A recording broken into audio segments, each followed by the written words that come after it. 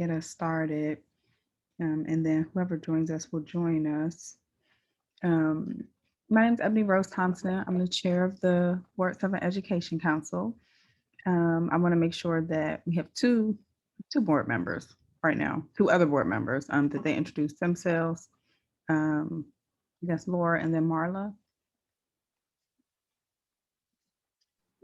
Hi, Laura. I'm the recording secretary and I teach at HD Woodson. I'm also the secretary of the Washington Teachers Union.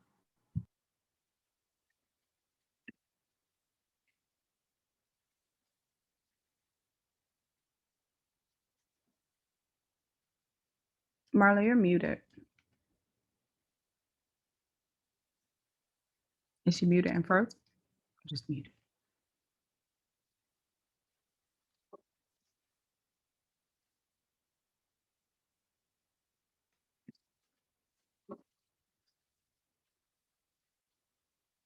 I'll introduce Marla because she can't. I don't know if she can hear me or not. But Marla is our legislative chair.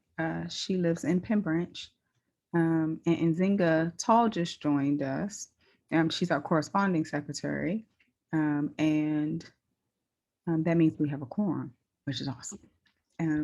So I can actually officially call this meeting to order at 6:46. We will be joined by Deputy Mayor Kihn, I believe around 7:15.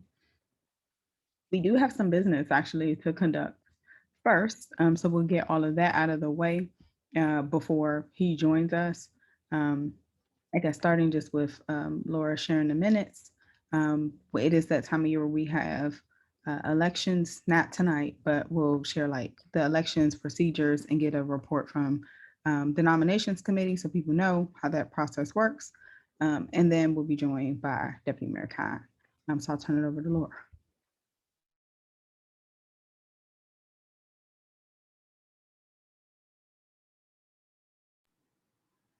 So it still won't let me put them in the chat. I don't know why. Like, I don't know, maybe if you make me a co-host or something, I can put them in the chat, but I'll just share my screen. In terms of the minutes, we talked about elections. And I apologize if my ability to type people's names was not good. But we had a nominations committee discussed that was appointed by the chair.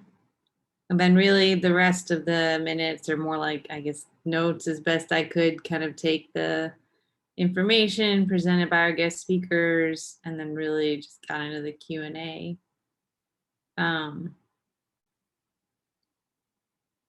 So, I mean, it's kind of long, 3 pages long, because there were a lot of questions and comments. I tried to do my best to capture them. I also included stuff from the chat. As you can see, like I just kept the even timestamps in there just to show just I was cutting and pasting out of the chat from what people were posting. So, well, hopefully people who want to see the more kind of detailed rundown of like what people asked and trying to capture the general responses.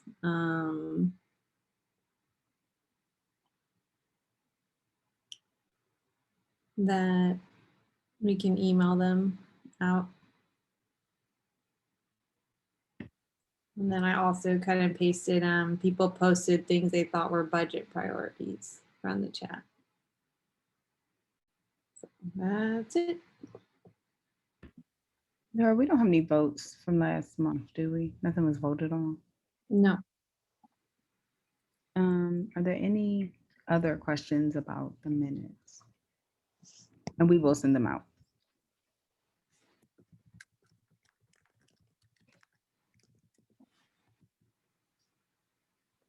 Okay, we will move on to talk about elections, which is, of course, always the most exciting time of the year. As many of you all know, we do elections every year, but our board's term is actually 2 years. We did not do elections last spring. because we didn't know that the pandemic was going to be a full year. And we thought that maybe we would be back in person in the fall, but we were wrong. And so when we asked the question of the body, we voted as a body to delay elections. And then we voted that it made sense for us to proceed with virtual elections because it's been a year. And given that, yeah, and so we didn't want to belabor it anymore. And we did our research. We appointed a committee to figure out like how we can move forward with virtual elections since that was new to us. We decided as an executive board to use Election Buddy for virtual elections this go round. One thing we did want to pose, I guess, for discussion was technically our bylaws do say that the election has to be conducted by a third party community-based organization. The bylaws probably did not foresee a pandemic. So we want to make, in this case, Election Buddy is really the third party organization. But we wanted to bring that to the body is like, this is our plan, and see if people just had any concerns around that before moving forward. So I'll stop there, open it up to see if there's any discussion, and happy to take any questions.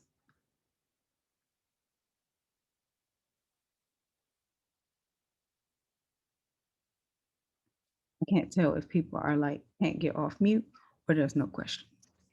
Last thing I'll say is typically in the past, organizations like the Ward 7 Dems or DCPTA have conducted our elections, which just means that they receive everything in the account. So Election Buddy will serve that purpose for us this year.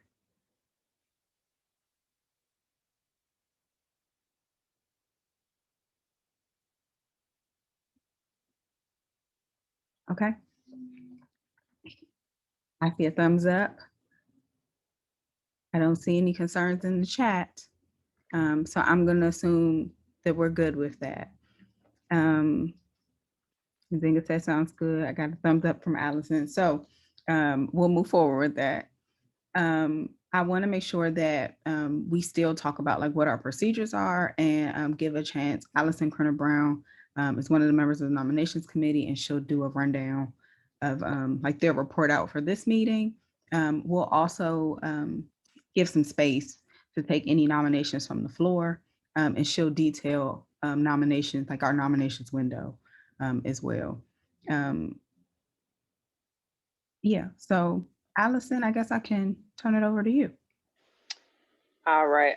Good evening, everyone. I am not camera ready, but I will say hello to you all, and I am toggling on my phone. So if you'll just bear with me. So I am one of the members of the nominations committee. This will be my second time doing this. And so I guess would all lift up for you all to know. So a few things, and it might help if someone posts this in the chat for people to see. But the nominations are now open. So we're accepting nominations actually for all officer positions. I'll get to that in a moment, but the period is open now through the April meeting, which is Thursday, April 1st, 2021. And I believe right now the thought is since pre-COVID times, usually the April-ish or so meeting was used for the election, and that was the whole meeting. People could just drop in at any point from like 6 to 8, when the meetings were, to cast their ballot for members who have paid their dues. So the thought now is that for this year, nominations will be accepted, and the actual election will still be during the time of that meeting, and on that day with some time, for people need to vote later, like if you're working or such.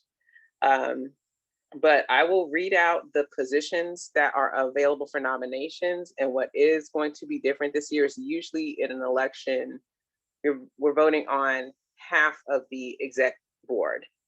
But as Ebony Rose said, because there was no election last year, the adjustment is that every position is being voted on, but some of them will be for 1-year terms and some of them will be for 2-year terms. And the reason for that is because the goal is to always have staggered elections for the board so that there's some continuity. So the chairperson will be for a 2-year term, vice chair, 1-year term, recording secretary, 2-year term, corresponding secretary, 1-year term. The corresponding secretary is our fabulous Nzinga, who puts out the tweets and the newsletters, and Laura is the recording secretary who like takes the minutes and stuff, if that's helpful. The parliamentarian will be a 2-year term.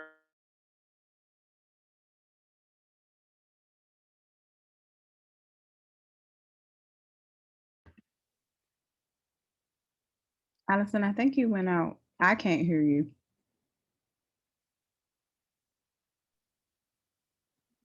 Let's see, are you able to hear me now? Yes. All right, God bless the Wi-Fi. Okay, so yes, hopefully I see you're doing a screen share. Okay, so you can see the different positions. Essentially the job of the nominations committee is to collect the nominations. So we will take some nominations from the floor tonight.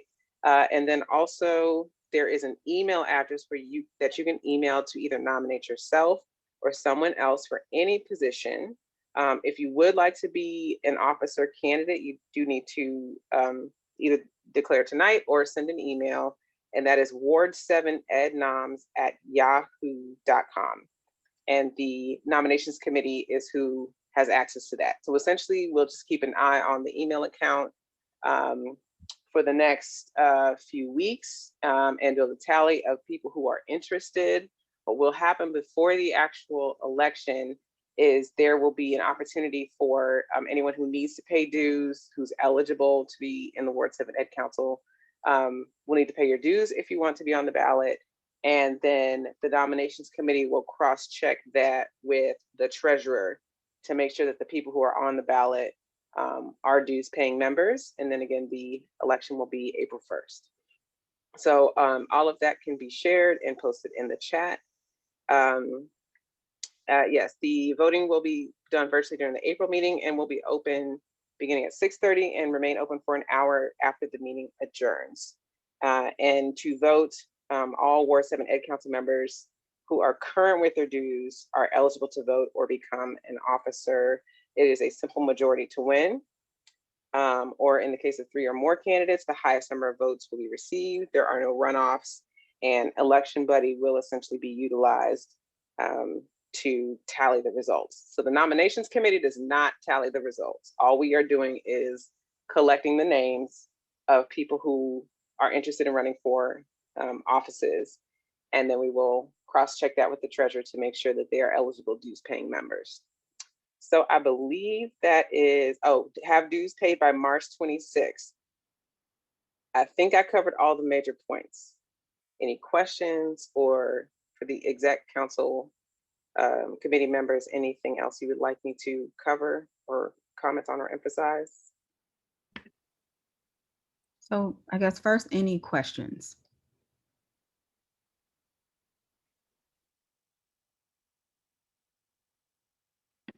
Will the report be like emailed out to everyone, or I guess how's it being shared? Yeah, so typically we would have printed this and shared it with everyone. And then we make it a Google Doc and share it after the meeting, so people know. But we'll share it via email, and no print offs tonight, but we do our Yeah, best. and I think you all can clarify too, but for anyone who's not sure, to be a Ward 7 Ed Council member and to be considered for office, you need to either have a student and be a parent or caregiver of a student who's in a Ward 7 school. You need to teach or be an educator at a Ward 7 school, or I believe it is a Ward 7 residence, period, correct? Yes, okay, so you're a Ward 7 resident, you have a student that goes to a Ward 7 school, DCPS or charter, or you are a teacher or educator at a Ward 7 DCPS or charter school, regardless of where you live. So those are the qualifications for being a member and eligible. And pay your dues Yeah. by March 26th, And we will which send are they're $10.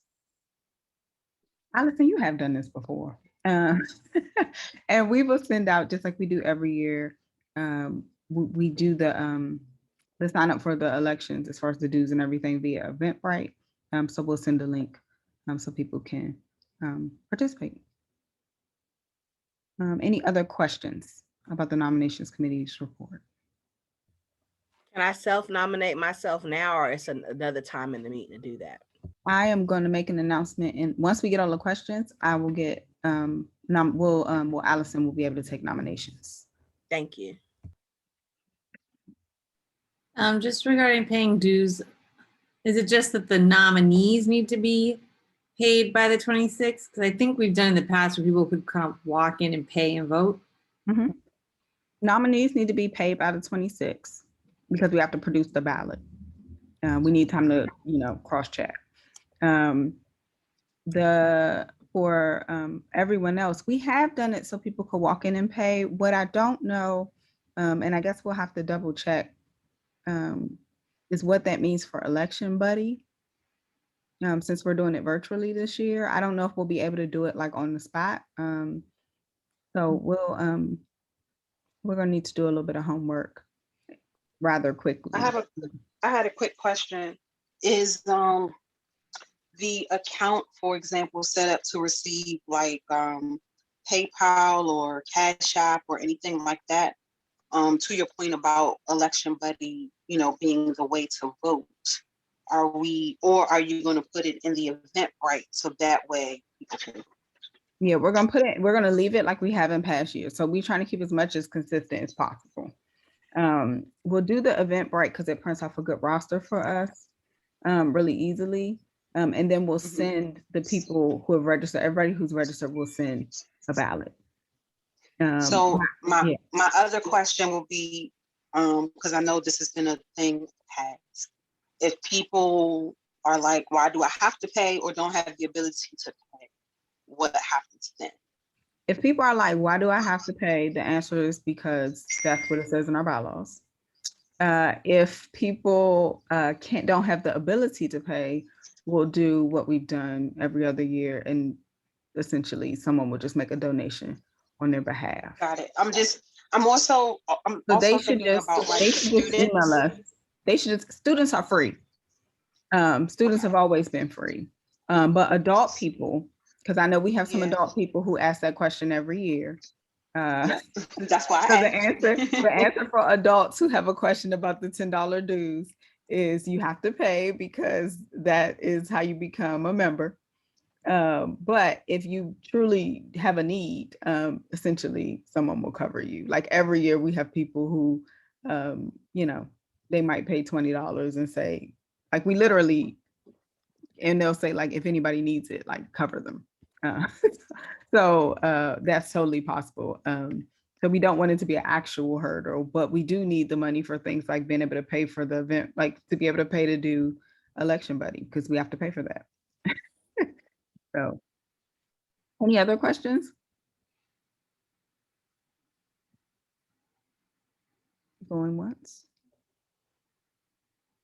Going twice? I'll just encourage that we message that out. Because I know that I know we've wanted the $10 to not be a barrier before. So what that looks like now, if we can figure out a way to message that out. And I have a thing. Can I put that? I don't know if the comps committee or communications team have something that I can put in the Deanwood Citizens Association newsletter for the month of March, because I'm collecting from every committee, and I'm the secretary, so that's part of my duties. So yeah, we can share. I mean, we tend to share email, but we can definitely share something that's newsletter.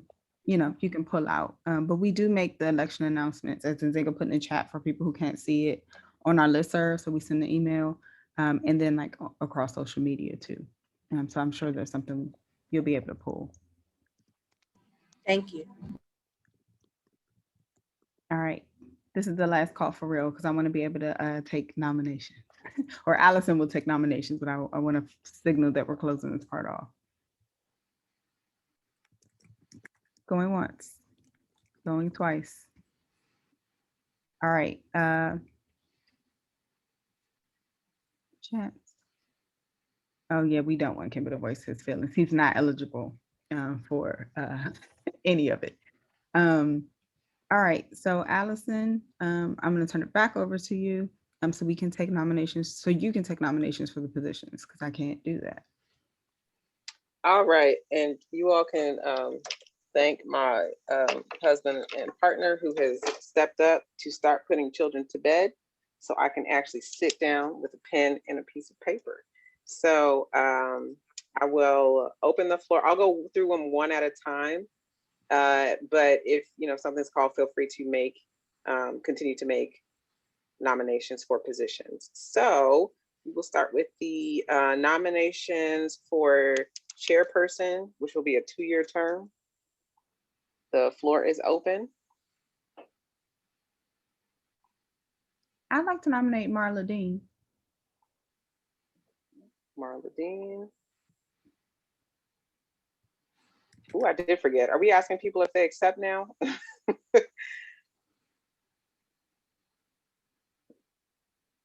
Yes, they either have to accept today or they have to accept in writing.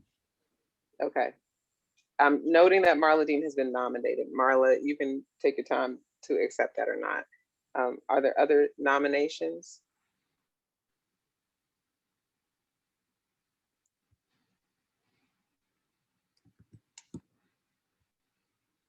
Okay, the floor is still open for chairperson. Again, that is a 2-year term. Are there nominations for vice chairperson? That will be a 1-year term. So the floor is open.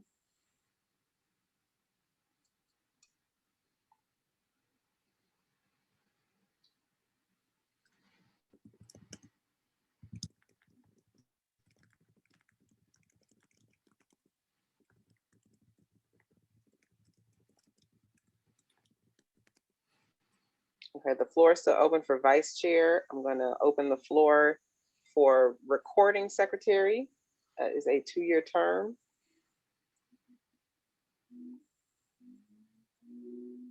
The position descriptions are in the guidelines if you would like to read through that. But I guess at least for our current recording, current people who fill the position, so current recording secretary, if there's anything you would like to comment on that people may I'd like to nominate Laura Fuchs.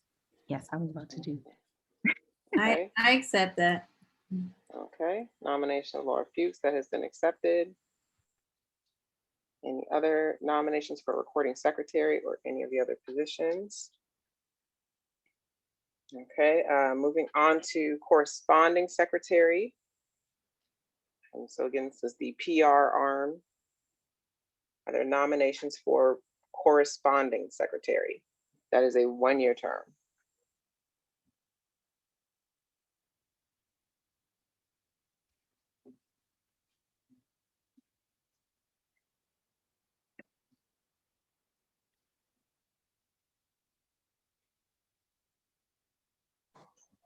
Okay, I will open the floor for parliamentarian.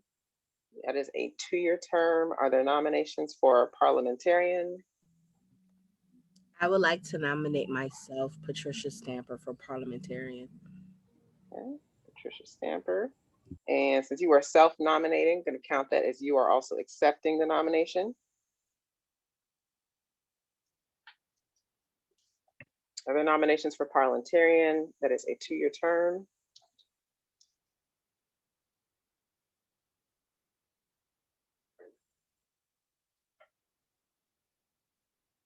And nominations for treasurer. That is a 1-year term. So the floor is open for nominations for treasurer. I'd like to nominate Mandela Deskins for treasurer. Is he on? I can't see the list. Mhm. I'm here. I'll accept. Okay. I appreciate it.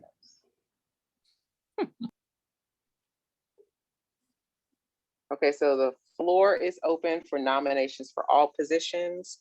So that again is chairperson, 2-year term. We have Marla Dean as nominated. Vice chair, 1-year term. We have no nominations currently. Recording secretary, we have Laura Fuchs nominated and has accepted. That's a 2-year term. Corresponding secretary is open. It's a 1-year term. Parliamentarian is a 2-year term. Patricia Stamper is nominated and has accepted. And treasurer, Mandela Deskins, 1-year term, and he has accepted. So I'll leave the floor open for another minute or so if there are any other nominations or anyone who would like to accept. And again, the email, if it can be dropped in the chat or wherever appropriate. Let me not say this incorrectly. ward7ednoms@yahoo.com. So we will take nominations, and dues must be paid by March 26th to appear on the ballot.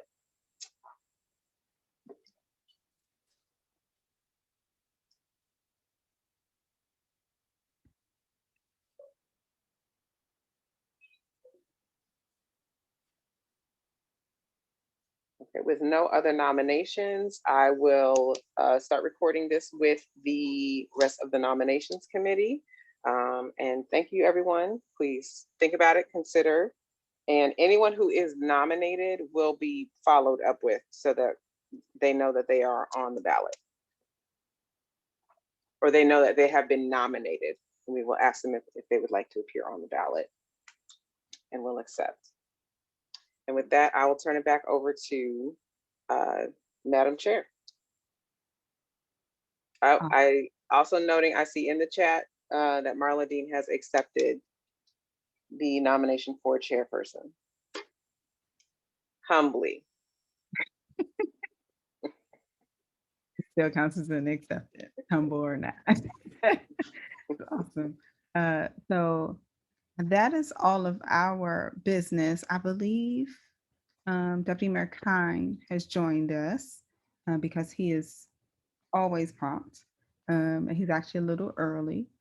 So I am going to close us out and turn it over to him. I guess before I do, I want to thank our current board for being just as awesome as they are. I know that a lot of times, like, people see me talking during meetings, but there is a lot that I do not do. There's a lot that they do, and they really kind of just make us run. So I just want to thank my current board because they really make this thing run. And they've really set a bar as like a good team for the work that like ed councils do across the city. I was talking to someone earlier about our bylaws, and I was like, oh yeah, the other bylaws for other ed councils look familiar because we shared ours. And they like used ours, and that's because like our team does really good work. And I don't think people see like the work that people do day in and day out. So I just want to say thank you because I'm super thankful to be part of such a good team. And I get to stay on the team as an ex officio board member, so I don't have to run, but I will be present and be supportive. Deputy Mayor Kihn, I want to make sure we turn it over to you because it is 7:14, and that is what we promised. Thank you, everyone. Ebony Rose, could you please allow Lindsay Malik-Mayhew to share her screen for our discussion tonight? I can do my best. Thank you. Perfect. Thank you. Good evening, everyone. We are excited to be here with the Ward 7 Ed Council this evening for our first Ed Council listening session focused on recovery. I'm Lakeisha Fox, the Director of Legislative and Governmental Affairs for the Office of the Deputy Mayor for Education here in DC, and also a Ward 7 parent of 2 young DCPS students. So it's only fitting that we are kicking off the DME listening sessions in the great Ward 7. I would also like to introduce my DME colleagues who are on with us tonight. So in addition to the Deputy Mayor and myself, we are joined by Carly Fischerow, Chief of Staff, Ben Fritsch, the Director of Communications and Outreach, and Lindsay Malik-Mayhew, Legislative Fellow. So before I turn it over to Deputy Mayor Kihn, I want to walk us through our goals and agenda for our conversation this evening. We want to use this time to hear from you on the specific needs, challenges, ideas, what's going well with education during this time. And we will also be gathering feedback from you on the concrete ways to build a stronger education and workforce development system that creates opportunity and accelerates learning. And lastly, we will incorporate your feedback tonight into the DME's district-wide recovery plan. So as you'll see from our agenda tonight, first, we'll hear from the Deputy Mayor on the current planning around recovery. Then we want to listen to your specific challenges, needs, and ideas on school reopening, virtual learning, accelerating learning, and mental health and wellness. After that, we'll move into the community conversation portion of the evening, and we'll discuss what we've heard, and we'll close with next steps. So without further ado, let me introduce Deputy Mayor Kihn. Paul Thanks, Kihn. Oh, go ahead. I was going to give you a little bio for people that don't know you, but Paul Kihn has served as the Deputy Mayor for Education since 2018. Mr. Kihn previously served as the Deputy Superintendent of the School District of Philadelphia and is a former public school English teacher, but most importantly, Deputy Mayor Kihn is a proud father of 3 young children. Thank you, Lakeisha and Ebony Rose. Thanks so much, and thanks to the Ward 7 Ed Council for inviting me back. And in particular for having a really good conversation with us this evening on our recovery efforts. I want to start, as I always do, by thanking all of you, and in particular, those of you who are parents, certainly any students that are listening, educators that are here, Laura and others, for really helping us ensure that learning has continued all over the district in these incredibly difficult times. So we honor your work and your perseverance, and I want to thank you for that. And tonight really is an opportunity for me and my team to listen and hear from you as the Ward 7 Education Council and as residents of Ward 7, and to learn more about what you need to manage right now, and as we still face this pandemic together in the coming months and over the summer, and what you imagine we'll need to engage fully in our recovery and healing process. I think it's only fitting that I also note that Mayor Bowser, as you know, is in the process of finalizing her fiscal year 22 budget, which will take effect starting in October of this year. And I hope some of you, or maybe many of you, joined some of the budget engagement forums, maybe provided feedback there or online, but there is still plenty of time to visit budget.dc.gov and make your voices heard about what you think we need in our budget priorities for this incredibly important year. I know tonight we want to focus on recovery. I want to just frame a little bit, if I could, and share that as a city and out of my office, we're really approaching this work in 3 phases, what we're calling our immediate response phase, our recovery phase, which we're planning and kicking off in earnest this summer, and then a longer term reimagine phase. And I'll talk briefly about each of these phases and what we have in mind, so we can get your feedback. I think what's also critically important, because it's quite easy to forget as we talk about recovery and healing, is that the most important part, I think, of our long-term strategy to recover from this pandemic and to accelerate our learning, to deal with so-called learning loss, a term that many of us don't like, but is now being widely used.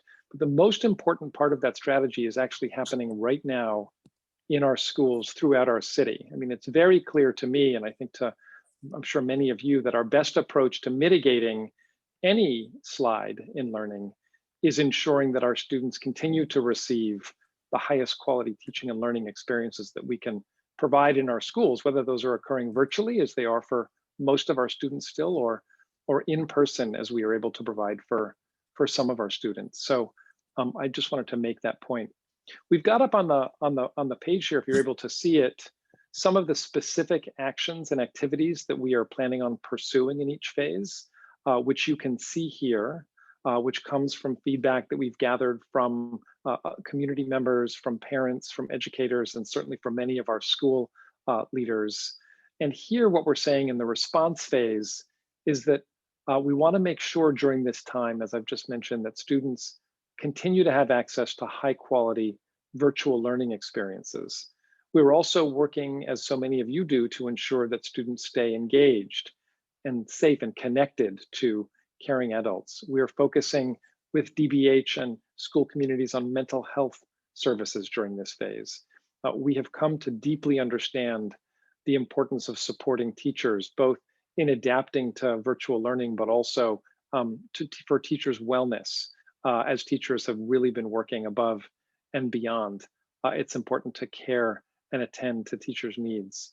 Similarly, for families, as families have continued to take a larger role in students' learning, we continue to focus on partnering with families to get supports and also some additional skills as they're wanted or needed. And what's consumed a lot of time in the news media, during response, we have also been focused on providing in-person opportunities for learning for students that really need it and for families that want it. On the recovery phase, which we're kicking off this summer in earnest, as I mentioned, we will begin, of course, by working to re-engage young people who have had challenges with consistent school connections during this pandemic, who've struggled to be engaged for a variety of reasons, the circumstances of their homes, their own inclinations in terms of virtual learning, what their schools are providing, and so on. So we're working with school communities to ensure we're able to re-engage young people. We want to extend some time for learning. There will be accelerator academies across the city stood up by LEAs. There's expanded summer programming. Some of it is similar to what's commonly offered, but will be doubled in scale, for example, in some instances. So there will be more summer learning. Importantly, we are excited to this summer establish some innovative partnerships to ensure that we've got important programming embedded in places where students will be for those who want it. So we are partnering with DPR, which will offer its traditional summer camps, but will also offer a kind of boost camp. So students can have camp experiences, but also spend an hour or so a day with some tutoring if their families choose to do that. We have expanded the Marion Barry Summer Youth Employment Program Earn and Learn model, where schools are host sites for students as they earn a wage and they engage in learning activities, including credit recovery and some other coursework. And they will also, at those same sites, have access to work-based learning experiences. Our out-of-school time summer programs this summer, where feasible, will be offering some academic enrichment along with the exciting programming that they typically do. This summer, there will also be high dosage tutoring offered for students that need it, for families that want it, that we will be providing through LEAs and in other sites. And of course, as part of our recovery efforts, we'll continue to work on expanding credit recovery and dual enrollment. And then finally, I would share that as we look to the fall and we consider the importance of getting more students safely back into buildings, we continue to plan as part of recovery to ensure we can do that. I will say 10 seconds on Reimagine. This is the phase that's longer term that we're also deeply excited about, where we can try to take the best things we've learned from this time, this extraordinary time where we have been all virtual, where we have had schools and school communities shape a lot of their own programming. We want to take some of these learnings forward and ensure that we embed them in our work as a system and as a city. So with that framing and those insights, I hope, into the ways in which we're considering and thinking about our recovery work, our response work, our Reimagine work, I'll hand it back to Lakeisha. We're going to facilitate a bit of a conversation with you tonight, and I'll look forward to engaging with you in those ways. Thank you, Deputy Mayor. And so now I'm going to turn it over to Carly Fischerow, who will walk us through the format for our discussion tonight. Great. Can everybody hear me okay? Can I get a thumbs up? Great. So I also am a parent of two, including a 6-month-old. So Max may make his appearance during our discussion. It's just because he's super passionate about all things recovery. Being the baby of a pandemic. But we know that you're likely very eager to ask Deputy Mayor Kihn a number of questions, and we're prepared to answer a lot of those. But we're also equally excited to hear from you. So we're hoping that for the format for tonight's discussion, we'll be diving into 4 topic areas: school reopening, virtual learning, accelerating learning in the recovery phase, and then mental health and wellness. And we'd specifically like to hear what's working well, what has been a surprise this year, what's gone well for you or your child or your community, what's been difficult or a challenge, and then what are your needs and hopes for the future. We'll be gathering feedback both through the chat, but also through discussion. And so you'll see a public board that we'll post in a moment. And that will help us capture many of the thematic topics and make sure we're incorporating everything we hear into our future plans. With that, I'll open it up for discussion shortly.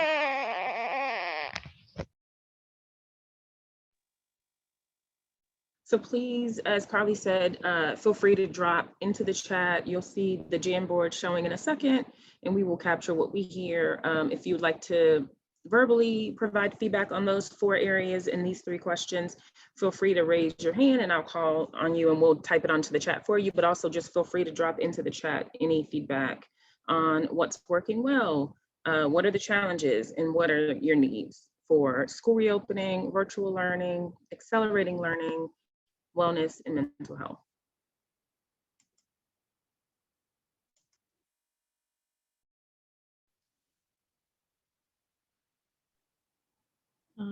I can share just a little bit about kind of some that's working well and challenges that I'm facing at Woodson. So virtual learning, it's certainly been challenging, but students have begun to like acclimate to it. I think, we develop procedures and we've all figured out kind of ways to make things interactive and fun, and like frankly just getting access to technology, which I never had as a social studies teacher because it's for English and math pretty much. Like it is cool, like all the things I'm like, oh yeah, we could have like been using this website, okay. Like now we can actually use it, and seeing students develop their skills using technology that are important to have that they haven't really had a chance to develop because our school just had limited access before now. A challenge for second semester has been reopening. We're doing kind of like 1 grade level coming in a day, and it's with the core teachers. And we then provide asynchronous lessons that day that we're in person. I see 3 students that I teach. I do see a few other students I don't teach because they don't take world history this semester. They either had me last semester or they take AP world history, something else. And that's then 2 asynchronous days a week. And I'll just be honest, like when it comes to asynchronous days, very few students do the assignments, even if I call them extra credit, even if I make it something super, I think might be fun. Like like just so few of them do it that it either can't be something that is important for us to learn, or like it really truly has to be extra because they just won't do it. So that's been, and it's throwing off a lot of our students kind of scheduling. Like they just, if they have asynchronous day Wednesday, then they also have asynchronous day Thursday, and then there's Friday. Some of them are kind of like, and then they're not coming back Friday. So like attendance is just tanked. I learned a lot of teachers when it comes to like their live classes. So I think just when looking at the models for reopening, especially if we do still have to do some type of hybrid, it's like figuring out a way to like both have everything happening virtually and things happening in the school. I don't know, like it's just, we're gonna have to really talk through how it could work, because this does not appear to be working for our students. And I don't know that we could have anticipated that this is how it would affect them, but attendance is taking a nosedive in our live sessions. And I don't think it's gonna be good for our passing rates. Thanks, Laura. I mean, I think both of your comments feel so insightful. One, just ensuring we can somehow hopefully maintain access to technology for the subjects like social studies that typically haven't had it. If you're finding it useful in your teaching and learning, I think that sounds really important. And I also think your point on scheduling. So for example, I don't think any of us know what the fall will look like, but let's say we are maintaining some kind of hybrid, I think we've got to do a very careful look at the schedules in use now, as you're suggesting, to see what have we learned about what days are asynchronous and what days are synchronous, and how can we just put up some more sort of guardrails on those that seem to be working better than others. So that will, I think we will definitely undertake to do that. So thank you.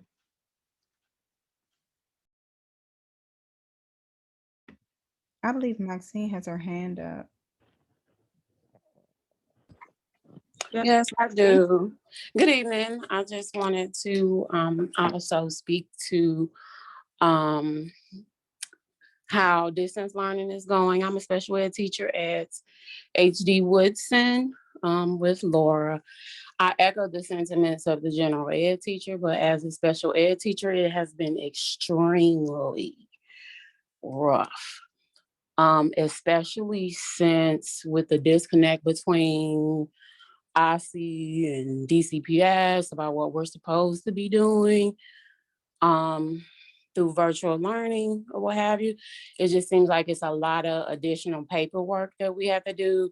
Then we have to go back and do things in addition to still trying to teach, still trying to provide SEL services, still trying to keep up with the students and their parents and all of that as well. So it's been extremely rough to say the least.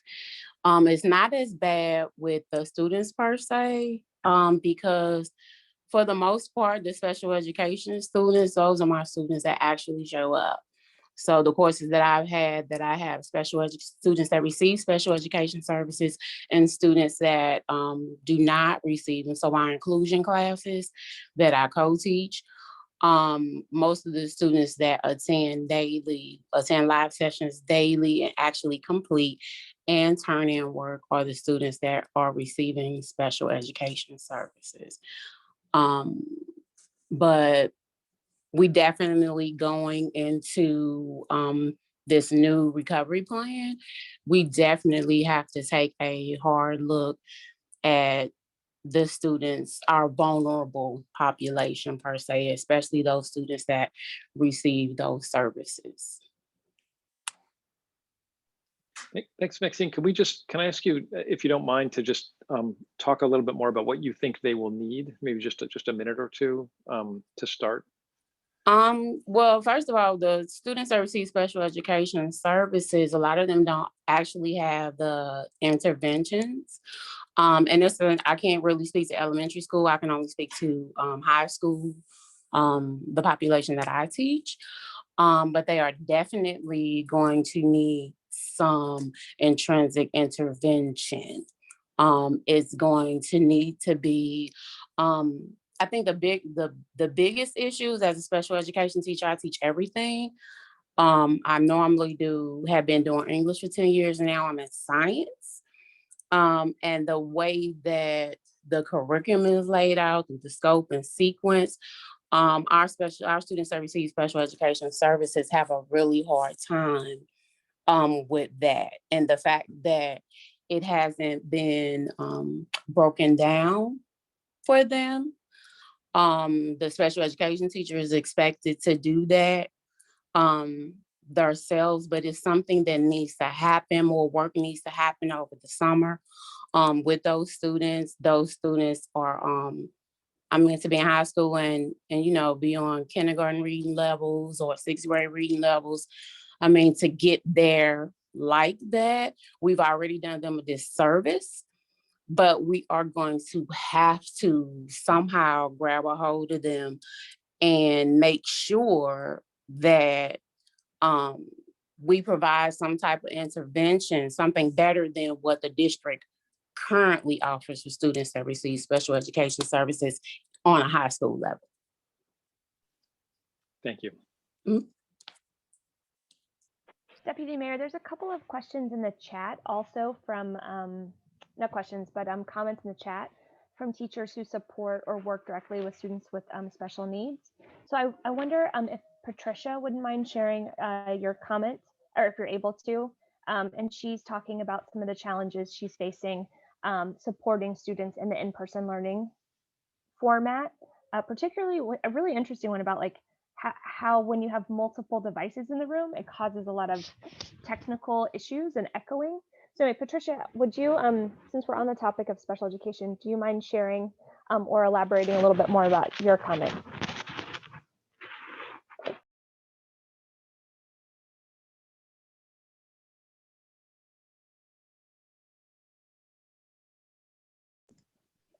Patricia, you may be trying to share, but you might be on mute.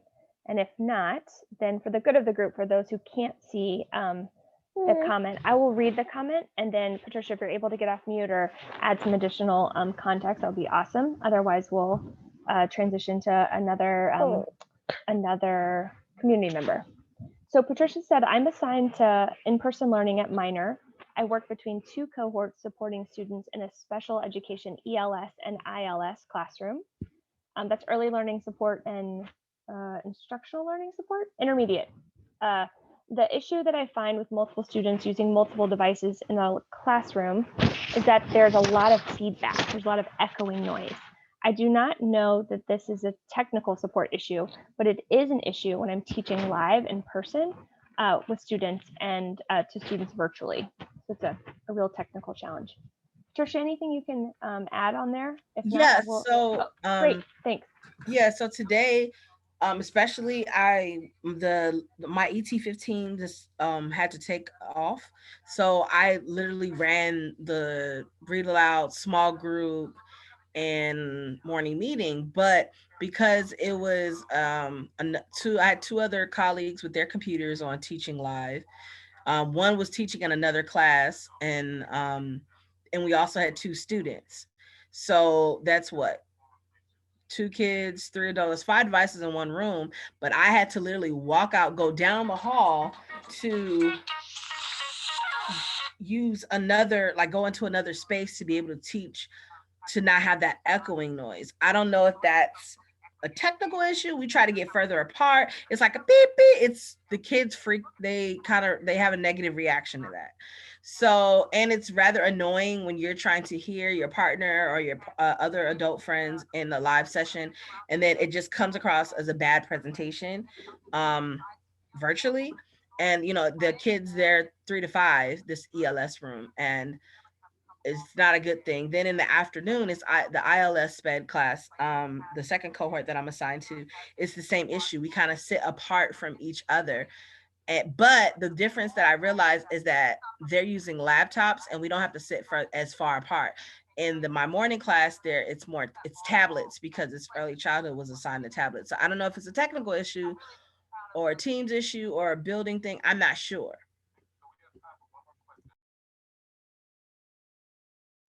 Yeah, thank you, Patricia. And I mean, I'm sure you described it as annoying, and I can only imagine technology issues in the classroom are just mind-blowing in terms of how difficult that would be. So thank you for the work that you're doing. Also, I wanted to point out another thing, yeah, that a lot of things, I just thought about it, a lot of things are blocked by the DCPS network. So if I do a Nearpod lesson and then go to Flipgrid, I can't do that. So what I've been doing in order to present, if I'm not, like when I was home, it was no issue, I was using my own internet. But at school, I have to like literally bring my own device and use my own internet and be like close to a window to make it work. Or my kids will log out, they'll cover their camera. Parents are like walking by looking like, what is that? Oh my gosh. Or they're commenting, oh, you still have, like, what is this? So to address that and how I get around that to have a positive parent engagement moment and good reaction for the kids in a wholesome environment is to just provide my own internet. And that was certainly an issue pre-pandemic, and I can only imagine how difficult it is now. So that is a very concrete thing we can bring back to try to work on. So thank you. Other folks, and I'll come back to what's in the chat, but other folks want to share verbally some of the successes or challenges, particularly as we think about wellness and mental health.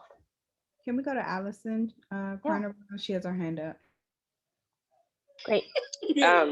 Thank you, because I'm on my phone. Where was your move? Oh, okay. All right, I see. Sorry, I'm playing a very intense checkers game. Oh, boom, double jump. Stay sleeping. Sorry. So I'm happy to email you all. I put together a few thoughts after the listening forum that Chairman Mendelson did. So I'm happy to send that, but I'll just say briefly as far as sort of like what's working and where challenges are. So one, we need you all, particularly Deputy Mayor Kihn, we need you to message to the mayor that to support education, she has to fund and resource supporting agencies and programs like housing.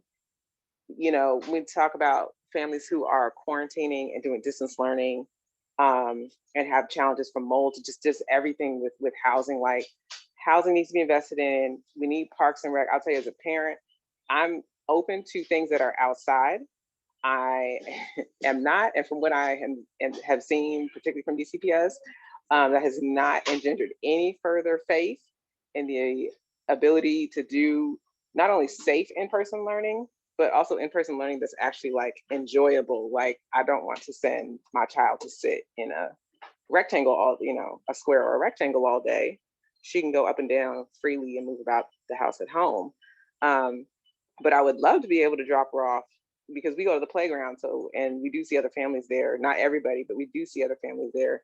And it would be nice to at least be able to drop her off like an hour or two or something for either something that the school is coordinating or, something that DPR and camps or something are doing. But we need support. Our children really need opportunities to connect and socialize.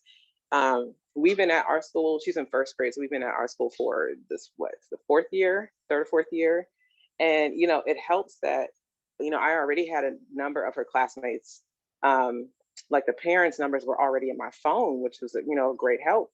But it's hard for us to, figure out schedules and who can do what and when can you meet and all that. So we really do need facilitated opportunities where kids can get together. And if we're talking about, whole child, it can't just be around things that are going to be math and reading based. Like just getting the kids together, especially with the warm weather coming outdoors to play, is worth doing. And a lot of us parents need that break and the kids need it. Because every time they go to the playground, and I hear it with my children, I hear it with other children, they go straight up to the first kid and they say, will you be my friend? So, and it's kind of beautiful in a way, but like they need those opportunities. And I also think that we should be able to at least ask people, do you feel at higher risk, and maybe do some type of coordination where families who feel at higher risk, because we have a couple of friends who even doing the like playground meetup, they feel like it's risky to them. So there are still going to be, because of family health concerns. So there's still going to be, regardless of what's rolled out, there's still going to be for a long time, I think, or at least for the foreseeable future, a number of families that feel that it is safest for them to just, stay home and quarantine as best they can. We need to fully fund the schools. We should not be losing staff right now. We just absolutely should not. And I would really hope that you all do some very specific and targeted engagement and approaches with SPED families and with the kids who are not signing into classes or completing any of the work. Like somebody needs to start knocking on doors or figure out who's knocking on doors and who has those relationships. Because like we're in a Zoom meeting right now, and still for a lot of parents, that is still something that is just not something that they either feel like they can prioritize, they can access for internet or other issues. So we who are on the Zoom may not be the best ones to be able to tell you what do the families who are not logging in, like what do they need? So that really needs to be something targeted to build around them. And I probably have other points, but I will turn the floor. Oh, one thing that's working. Oh, one challenge, sorry, real quick, with distance learning. The parents, we cannot keep up with all these assignments. Like I have a first grader and we're just figuring out like, wait, you were supposed to do what? And there were some times when we could like keep up with it, but like even the young kids are essentially having to be in charge of their own assignments, and there's some merit, and benefit to that. But it is a challenge because we want them to, do the work and stay on top of it, but we just can't manage our own work and the whole household. We have a 2-year-old too, and keep on top with every assignment that she has to be doing. At the same time, what is working is whenever they're able to do small groups, love that our teachers, including the specialist teachers, are doing a lot of work to shout out the kids, which is one of the reasons why one of my concerns when they started pulling back for in-person is like, well, if the virtual classes are going to go up to 40, or 30 or anything, like the kids need to be affirmed and acknowledged as much as possible. But I think a lot of the teachers, I have so much admiration for the teachers at our school. They really have shown a lot of grace. They've been focused on relationships. That makes a big difference. We still feel connected to the school and to the school as a community, to set up to learn. But yeah, we need something happening, outdoors, particularly in small groups, utilizing the spaces that we have, and don't just hone in on things that seem like they're, do this high dosage tutoring, we get higher test scores. Like, really, this is the time to actually invest in the whole child. Thank you. Allison, thank you. Thanks so much for that. And we would love to see your reflections if you do have them written down. And Lakeisha put her email in the chat if that's easiest. But I wanted to just ask you very briefly on the kind of after school recreation. And I know I hear this all the time. I couldn't agree with you more. It can't just be, we're going to go back to school. We're going to go back to school and do schoolwork. But are there things that you did pre-pandemic? I mean, were there partner organizations like out of school time partners that were doing after school programming, or were there Parks and Rec programs that the kind of thing you have in mind that we should be trying to start up again if we can do it safely, just so we know what those are? I would say short answer, anything that could be done outside, and particularly if it has some kind of distancing, like we should have more tennis camps. A friend of a friend was able to arrange, there's a guy that coaches tennis up in Northeast, and so it's my daughter and 3 of our friends that we've known since daycare, and the 4 kids, and they're masked up, but it's 4 kids who do tennis every other week for a little bit. Especially things that don't involve contact. But I would also say to that, the programs, particularly the ones that already have relationships with schools, so like Food Princes at our school, and we have a full garden. We have the stumps in the garden to be able to do outdoor classrooms. So it's not just, it's nice. Programs that already exist and have the capacity should definitely be resourced to expand so they can cover more grades, maybe do more hours.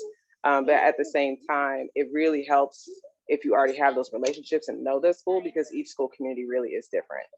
But yeah, I think we need to leverage, our community partners, because, Miss Rain is the Food Prince teacher at our school. She's also a parent, and those kids love, like, I was so happy the first time I saw her doing the virtual Food Prince. And the kids love it. They still sing the songs and talk about fruits and vegetables. So yeah, I think we really need to pour into the community partners that we have. Oh, I will also share, I mentioned this in the meeting with Fendelson. I'm sorry, because I really don't want to hog a lot of airtime.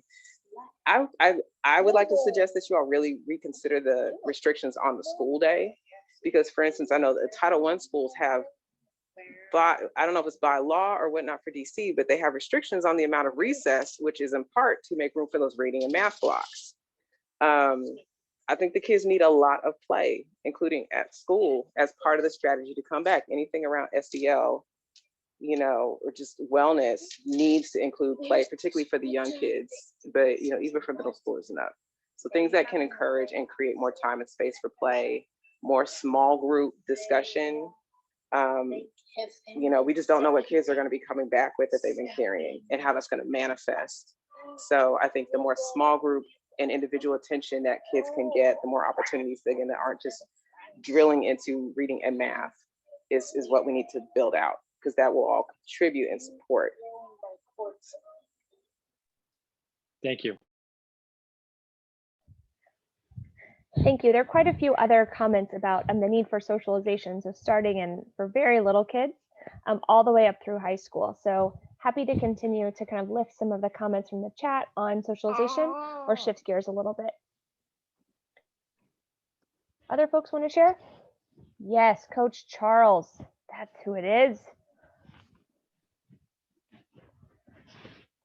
See, Manla has put a few yep, there you go, Manla. Yeah, I just wanted to plus one that there were a couple of things. I mean, the socialization thing, I have 3 children and they are all they are not socially doing great. And so, and I have more flexibility in work than most parents that I know. So kids are spending a lot of time in front of screens all day, either in school or, out of school. And when these kids, when they go back to school, it's just, I don't know who's going to deal with them.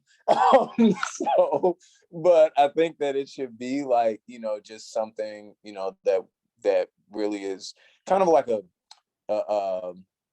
a underrepresented issue for kids. So, you know, like my kids, they just have social difficulty with each other, and, you know, they're not the only ones of other kids that I know. And then I just wanted to just flag like the fluctuations in their grades. You know, my kids have always been doing really well in school, and we just had parent teacher conferences, and they, you know, my son went from like 5th grade level reading to 3rd grade level reading back to maybe 4th grade in this last rounds of tests. And my house is again like less distracting than other folks I know, but it's just that, you know, it's very difficult for kids to be silent for long periods of time. Hopefully they have separate bedrooms they can go sit in when they're together. It's not as well. So I think like, you know, kids will suffer some level of not being up to what the standard we thought it would be if they were in a building.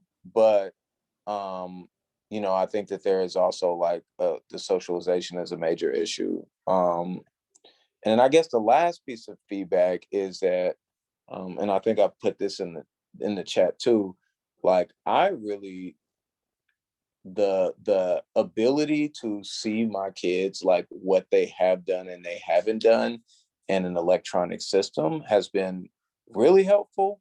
I want to be mindful that like I wouldn't want teachers to have to spend all their time keeping up with that just so that I could read it every other day.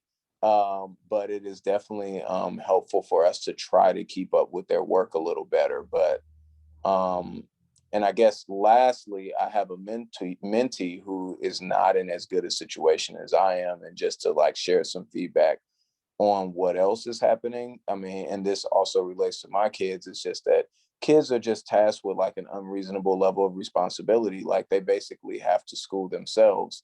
And I mean, kids like, you know, especially by middle school, like they don't really like school the same. And so, you know, as we sort of look at what this school year has meant and how we move forward, I just hope that that is taken into account, that, you know, these kids are being left to really fend for themselves. And so, you know, there will be some suffering of their grades just because the parents just don't have time to keep up with them.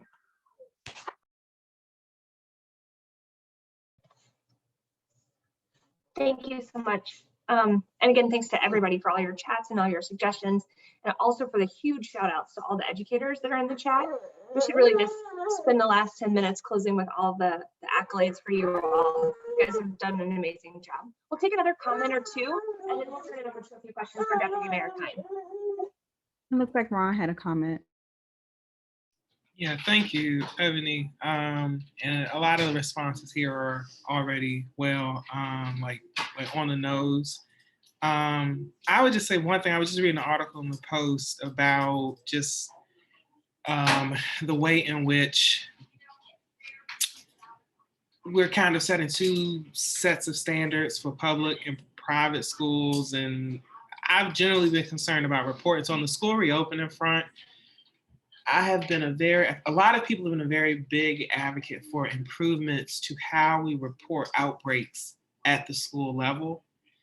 And I think we are seeing, I mean, based on this report, and we're seeing the Department of Health and I guess the Deputy Mayor's office. I don't know who private schools or public schools or charter schools are reporting to when it comes to outbreaks, but there needs to be a centralized system that is outward facing.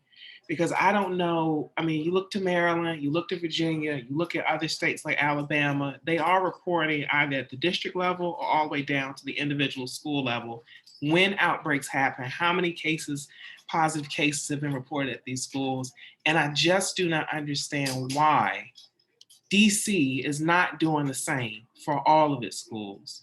It is wrong for us to not be doing this in a fashion that allows every stakeholder across community to know what is going on. Like we have indoor dining open. There are people gathering in places. The reality is we need to know what is happening in the community as it pertains to spread. The other part on, I think on, that can fit into all four categories on the kind of accelerated learning and plans for the summer, particularly for middle school and high school age children, not children, I'm sorry, students who, you know, would typically just do SYEP or other summer enrichment activities. What are their feelings on coming back for a quote unquote fifth quarter? You know, SYP, I have my thoughts on the program pre-pandemic, but it is an opportunity for a lot of young people to get involved in a variety of, you know, workforce training opportunities, and to take that away from them, or add on top of their experiences on the summer, or take away a break, because they have been learning, they have been in school for the last year. To take that away from them without considering student voice and also parent voice. How do parents feel about adding a fifth quarter onto their child's life after a year of learning that, you know, many will argue wasn't that great, it was great for some kids, but a year of learning that has happened. So those are my 2 points. We really need to make sure that we are reporting cases down at the school level. Maryland is doing it, Virginia is doing it. Why is DC not doing it? And secondly, making sure that we are getting input from our young people on what they would like to see the summer look like, because that is incredibly important. We are not considering what our young people and our parents want the summer to look like.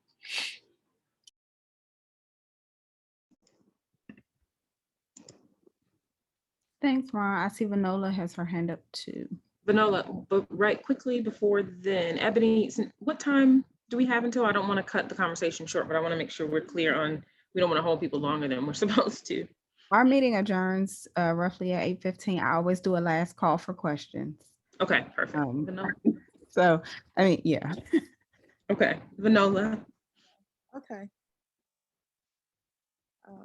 Hello, everybody. I'd like to actually piggyback on the issue that Maxine raised about special education. She did it very diplomatically, but you know, after being back at DCPS my 3rd year now, I'm very concerned about what I see with special education. And I can't say that these things surface during virtual learning, because, you know, the illegality and the willful violations of students' IEPs have been going on ever since I got here. And the way it's done is the tendency from central office, because the principals couldn't require it unless central office actually, you know, initiates it, is that they drown the special education teacher in a lot of paperwork that special education coordinators used to do.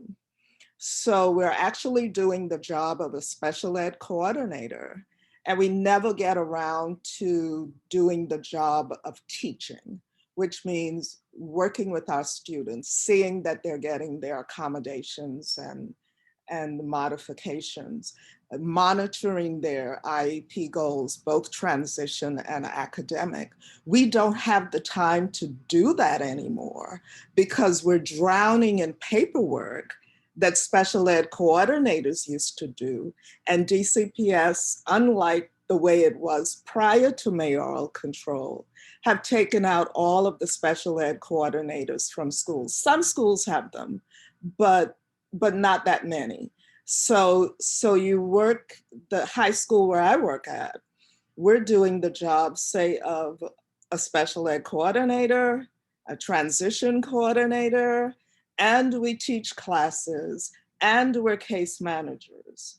Now tell me, just in a 7.5-hour day, is it realistic to think that our students' IEPs are being implemented? And if they're not being implemented, then we're breaking the law. And so it's someone, you know, someone who has a legal background, it just grieves me with how comfortable DCPS is with breaking the law and not implementing the IEPs of the students. We write these IEPs, we're good at writing them, and we're good at the timeliness so that we get the impact score for being timely, but we never look back and implement them because we don't have time at the school where I am to implement them. And then when you contrast that with another high school that has 2 special ed coordinators, a transition coordinator, and an assistant, then you run into an issue of equity, where at one school, the teachers are free to do what they're supposed to do to implement the IEP. And then at another school, they have no time to do it. So the students are suffering. So it's easy to say, well, let's just give it to the teachers. They're gonna do it, they're not gonna. But what's happening to the students when their IEPs are not being implemented? That's a violation of federal law. And I think it's beginning to be, and I bring the issue up, why don't we get a special ed coordinator? Why don't we get a special ed coordinator? And nobody seems to listen.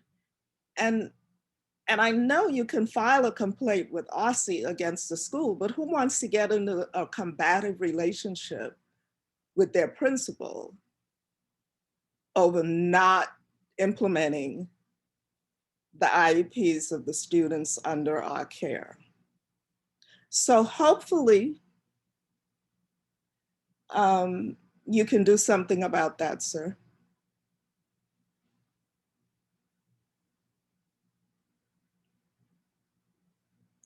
I'm done. I'm finished. Thanks, Vanola. Thank you, Vanola. Does anybody else have anything they want to add before we wrap up this portion, or any questions for the Deputy Mayor?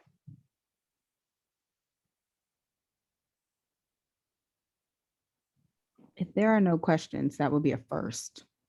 I was gonna say, I've been on these meetings plenty of times. I was looking at like accelerated learning. I guess just make sure whatever planning we are doing, kind of to echo Ron's point, but just also for the next coming school years, like we can't just keep saying, like I think others have mentioned, like keep using the same pacing guide, keep just doing everything the same, or frankly worse, having people in downtown offices with limited teacher, student, and family engagement come up with a quote unquote accelerated learning plan where frankly, they're just using the word accelerated, right? Like it has to be something that I think really like we're gonna have to continue this concept of providing people grace from our students to our educators. And if we keep trying to impose the same park benchmarks and standards, and we threaten basically schools with bad ratings and all these other things that we get threatened with usually, like CPS, that would include impact for a lot of our educators, then the ripple effects from this year, which frankly are going to be bad enough with impact still happening in DCPS, and teachers are going to leave, it's just going to keep, like that's going to be what's accelerating, is that all the negative effects from the pandemic are just going to continue, even if conditions in our schools get better and we can go back to something closer to what we view as normal. So I think just the more we can really work together and try to provide systems that are non-punitive and that really are focused on everyone from our families, but also to our educators, it's going to be necessary. And I don't know what that process looks like, but it can't be whatever we've done in the past, because when people claim they've worked with us in the past, whoever they worked with is not enough. Like it's too small. This is going to be too big and too difficult. And like a few people in a room ain't going to cut it. Thank you. Ron, I see your hand, and then I have Nzinga. I guess I will take my comment earlier and frame it on a question. Why is DC government, whether it be DC Health or OSSI or the Deputy Mayor for Education, if they are collecting information from public charter and private schools that are offering in-person learning opportunities, why are they not reporting that data out to the public in a centralized manner down to the individual school level? Or even at the LEA level, That's question number one. Two, I think on the I have a question related to SYAP. Based on kind of experience, I know that there was conversation about getting kind of placements together for this year's SYAP program. Typically, there are like federal positions that participants can take part in. But the year that I did it, I had a placement mix up. So, and it was at a federal agency. So this question is kind of two-part. First, have placements or have arrangements, whatever agreements been made right now, so that there are a wide range of opportunities for people who wish to take part in the SYP program. Sorry, excuse me for sneezing. And two,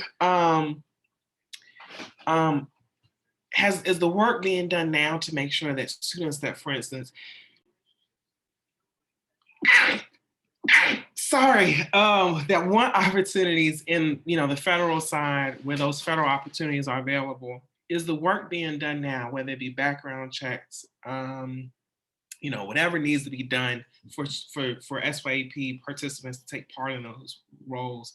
And third, this issue of fully funding the schools. Will there be anything to correct, particularly schools east of the river, where you have two or several schools sharing an FTE? I know a school in Ward 8 is going to request in their budget, the principal is going to request a full-time PE or an additional PE teacher and a full-time world languages teacher that they're currently sharing with another school. Given that we're talking about equity, is there going to be deference given towards 7 and 8 schools or Title I schools, however you want to do it, as it pertains to making sure that students have, the baseline needs their baseline academic needs met, in addition to these accelerated learning opportunities or catch-up opportunities that are being proposed? Thanks, Ron. The 3 questions, I'll probably just take them in the reverse order because that's the way my memory will work. So in terms of the school budgets, I think the answer to your question is yes, because the schools are given for DCPS, according to the comprehensive staffing model, they were given a kind of a base allocation. There was stabilization added to that for some schools who had seen some enrollment declines. And then there were still some schools after that process that were that obviously saw a decrease in FTEs in the school or have to share FTEs. So the schools are now going through a process of applying for additional money from central office, and there are a couple of different sources of new funding that can go into those schools that are asking for them. And in addition to that, there are the ESSER II dollars that are coming from the federal government as part of that stimulus. And there may actually be, if the current stimulus bill passes, there may even be some additional federal monies that will go directly to schools and school communities to use for the kind of supplemental needs that they have. So I hope that the answer to your question is yes, based on some of these additional avenues that schools have for getting access to funding. I think in terms of summer youth employment program, the answer to that question is definitely yes. And in fact, this summer we've expanded some of the federal opportunities that are available to students that want those. And the application for summer youth employment program was extended to March 6th in order to allow us to try to work harder to stand up some of our school-based work. But then after March 6th, there's a whole certification process that the young people go through, as I'm sure you're very well aware of, including the necessary kind of background work to ensure that they will be able to, those that want it will be able to be placed at federal agencies. So I think that's very much in place. And then lastly, you asked a question about reporting of cases. I know DCPS reports by numbers of students and staff who have been confirmed positive. They post publicly the community notices that go out in the cases of each of these cases. And I do know that charter LEAs do that individually for the most part. What I am not clear about is whether we do that centrally in terms of the school specific postings. DC Health reports out in aggregate all cases across the city, but I do think there may be work we can do to share more on some school specifics. So I'll take that back to look into it.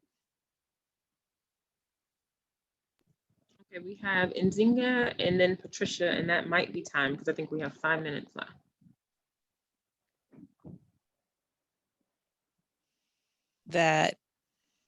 Hi, I just wanted to raise the point that I think throughout the pandemic, and it's been up and down for different families in different ways, but we hear a lot of like great rhetoric about generosity and grace.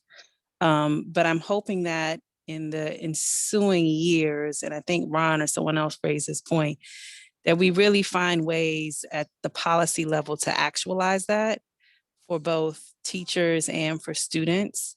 So much of what we have been doing in education in the past 15 years has been very focused on narrowly defined outcomes for math and reading, and the kinds of challenges that people are living through and working through.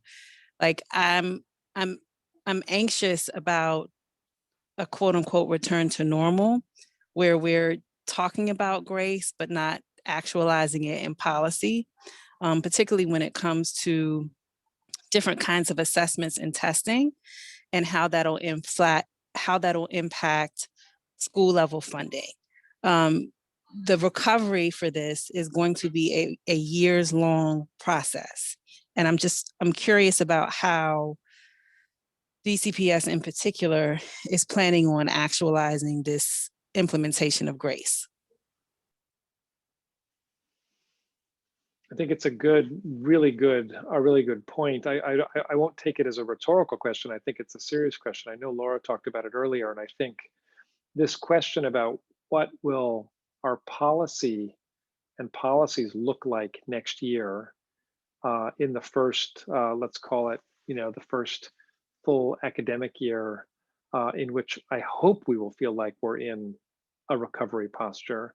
I think those are important questions. I don't think they have been answered yet. So I am taking to heart this comment about ensuring that we are working hard not to engage in measures that feel punitive as we're working with students who have experienced extremely challenging times, many of whom will be coming from experiences of new trauma in their lives, will have fallen behind where they would have been outside the context of the pandemic.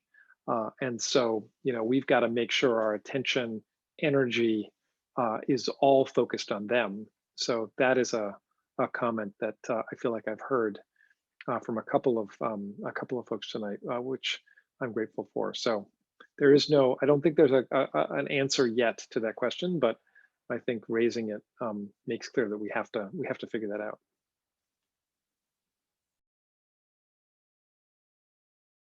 And Patricia. I would like to ask that you consider telling or asking the mayor to make paraprofessionals 12 months paid for the year or salary. Here's why. I am a paraprofessional. My colleagues shouldn't have to worry about job security in the summer. We're only paid for 10 months out of the year. And I believe that we are entitled to the same paid days off as Washington Teacher Union's ET15 teachers. However, we're not. So with that being said, I would like for my colleagues, for myself, and future paraprofessionals to be given the opportunity in this pandemic, given that it will be a lot of Washington Teachers Union teachers leaving DC public schools, to elevate paraprofessionals into lead teaching roles and to pay us ET15 starting salary. We are great teachers, we're great educators, and we have great classroom management, and we have a rapport with the students. So I'm lobbying for my colleagues and everyone that is in ASME 2921, that I'm asking that when all these Washington Teachers Union teachers leave the system, that you consider the paraprofessionals first to fill those positions. Thank you. Thank you for the suggestion. Okay, I think that is it. I don't see any other questions in the chat or hands raised. Oh, Vanola. Very, very last one, and then we'll talk about next steps and let Deputy Mayor Kihn give closing thoughts. I thought I lowered my hand. Oh, I'm sorry. Okay, no, you already, okay. Well, thank you very much. This has been an amazing, discussion and conversation. We have some really good feedback. I just want to follow, talk about next steps. We plan to follow up. So we are going to be reaching out again to, I guess, the next future president. I heard everyone talking about elections, but Oranzinga again in a couple of months, once we have the budget and all of the announcements made on what the plan is with the DME's recovery framework. So please be on the lookout for another request from us to join and report back out what we heard from you and how we are incorporating that feedback. And with that, I will turn it over to Deputy Mayor Kihn to share any last thoughts. Thanks, Lakeisha. And also we, we're gonna have the notes that we're taking from these. We'll take the names off so folks don't have to feel like we're assigning specific comments to folks, but we're planning on using these. So I'm really grateful to you all for your participation. And I guess in a not unexpected way, the Ward 7 Education Council and folks that have shown up tonight, I think have really broadened our thinking. And you touched on a number of areas that I think I personally have not yet been considering deeply enough as we consider our recovery planning. So I'm really grateful for that. And as Lakeisha said, we will follow up with you. Please feel free as you're going about your days and your work. If you've got thoughts about things you're seeing or you're hearing about recovery work or response work that you think somehow is not quite right yet or needs to be revised, or if you've got new ideas, especially in some of the areas that you raised tonight, we'd love to hear them because I believe strongly that we have worked incredibly well and collaboratively as a city so far, not perfectly, I fully acknowledge that, but we have done a lot of good work together. And I think we've built up some new ways of working together that I would like to see us continue. So please feel free to continue reaching out to us, and we'll be back in touch with you all as well. And we're grateful for your time this evening. We know everybody has got their hands full, but we're pleased for the insight. So thank you. Allison asked if she can make a final comment. Yeah, sorry. One more quick comment I wanted to make, because I remember something that came up in another conversation that I wanted to raise, especially because DME Kihn, you mentioned at the beginning that high dosage tutoring was going to be something that was going to be one of the key strategies. And we've already heard the chancellor and others talk about that. So just as a parent, when I hear high dosage tutoring, that to me means, again, the prioritization specifically of math and reading, and not opening our kids up to other ideas and opportunities for exposure, like doing gardening, more types of STEM programming. So I wanted to specifically say that about high dose, this high dosage tutoring that's in the conversation. Just as long as that's not pushing out the other things that our kids need to be well-rounded, then just please keep that in mind, because it just feels like we can talk about all these things, and then what's going to get the resources, including the time in the school day and otherwise, is going to be high dosage tutoring in very narrowed subjects. So yeah, just please keep that in mind, that please don't put too many eggs in that basket. That feels like a great closing comment and piece of advice. So Ebony Rose, we'll turn it back to you. Thank you. Thank you. I know that we are a little over, but that's okay. We always account for that. I want to make sure if people have any announcements, we have space for that because there's always a lot going on, and we do our best to share space and keep people informed. So are there any announcements that people have?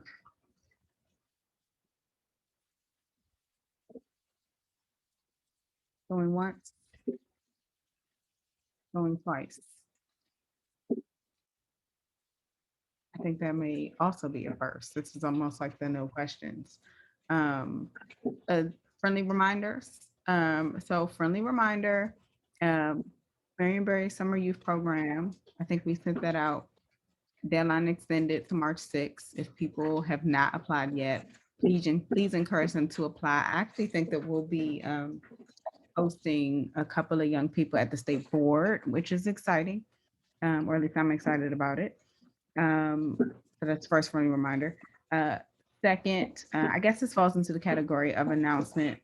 As you all know, myself, the Ward 8 rep, and the at-large rep who lives in Ward 8 partnered to do our own kind of East of the River COVID meets education hearing. And we did that earlier this week. It feels like months ago, but that was earlier this week.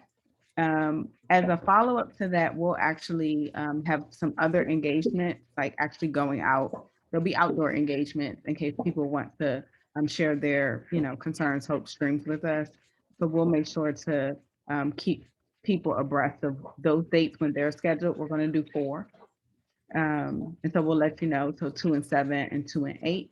And I also, of course, want to thank the Ed Council for partnering with us, in addition to the ANCs and the civic associations who participated. Third thing, if people have not signed up for the performance oversight hearing, it is for all things education, and it is on March 9th. You might want to do that because there's one performance oversight hearing for everything education. If you need to figure out how to sign up, email us and we'll help you with sign up. But that is the date for performance oversight. It is March 9th. And I want to say sign up closes fairly soon. So please sign up if you haven't already. Last call. Any other announcement?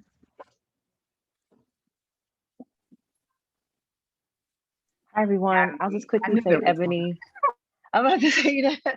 Hi, everyone. I'm Natalie Smith, the founder and CEO of Global Citizens Public Charter School, which will be opening in fall 2021 in Ward 7, serving children east of the river and children in DC. And we're really excited about offering language immersion in Spanish and Mandarin Chinese. One thing I really want to note is that we have been offering free language classes with preference given to children who live in Ward 7 and 8. We started off in person way back. When was that? October 2019, and then transferred to virtual. And we've expanded our program. We started off offering Chinese only, and now we offer Chinese and Spanish. So we're excited that during spring break, a lot of families have said, like, I want something for my child to do. This is fun. We have a lot of fun learning. It's engaging Chinese classes and Spanish classes, about 45 minutes to an hour, which seems like a long time, but it's really engaging. We send out learning packages to families and iPads if necessary, if they need it. So just wanted to say it's coming up. We have not posted the announcement yet, but we plan to post it, I think, on March 9th. And it will be for the week of April 12th to the 16th if families want to participate. And then we plan to do it again in the summer. So just wanted to let families know, stay tuned. And if you want to find out more information, you can go to globalcitizenschool.org and sign up there. But we will post it on our social media. We will send it out. Ward 7 Ed Council will get it. And we just want children and families in Ward 7 and 8 to know that we are offering these classes. Thank you for allowing me to make an announcement. No worries. I see Ron has an announcement. Also, friendly reminder, we do send out a lot of stuff via email. If you did not get the email to this meeting today, please put your email in the chat so we can add you to our email list. Ron. I can be quick. Some of you all may know Metro is currently writing its budget for FY 2022, which will take effect in the summer, so I believe in June or July. But on March 8th, and I'm gonna put in the chat the details about the ongoing public comment period. Beginning on March 8th, Metro will be hosting the first of 4 public hearings that the public can testify on the proposed changes. I would caution that some changes that you see on the website in the proposed budget are very unlikely to happen, given that Metro will be receiving additional funds, will likely be receiving additional funds should the president get his American Rescue Plan through Congress before the 14th. And before they vote on the budget. So, but I still encourage people to take part in this process just because a lot of these routes tend to come up every budget year as being cut, particularly in DC, because there are a lot of local routes. So beginning March 8th, it'll be March 8th March 8th will be 2 public hearings, one at 11, one at 6, and then one on the 9th, one on the 10th. The one at 6 is focused on DC, but all of the public hearings are open to the public, and you can see all the details at the link that I've placed in the chat about the public comment period, which closes March 16th. That's the last bit. The public comment period closes on this budget on March 16th. So get your comments in by then. All right, last call. Okay, great. Thank you everyone for joining us. We'll look forward to connecting with you, I guess, online next month and online via some other mediums. But we are adjourned.